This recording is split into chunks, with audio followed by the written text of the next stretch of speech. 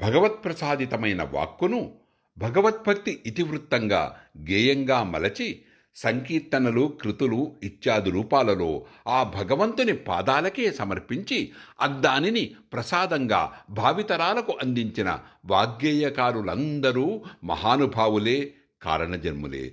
వారందరికీ శతకోటి వందనములు. తెలుగు వాగ్గేయకారులలో ఆద్యుడైన అన్నమయ్య కారణజన్ముడు.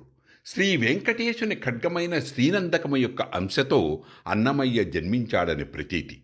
అందుకే ఖడ్గాగ్రముకుండే వాడి, ఇరుప్రక్కలా ఉండే పదును, చొచ్చుకుపోయే గుణం, ప్రయోగ సమయంలో ఉండే మెరుపు, ప్రయోగించనప్పుడు వరలో ఇమిడే నైజం, ఒక ఆభరణంగా వెలసిల్లే రూపం ఇత్యాది విన్యాసాలన్నీ అన్నమయ్య సంకీర్తనల్లో మనకు ప్రస్ఫుటంగా కనిపిస్తాయి.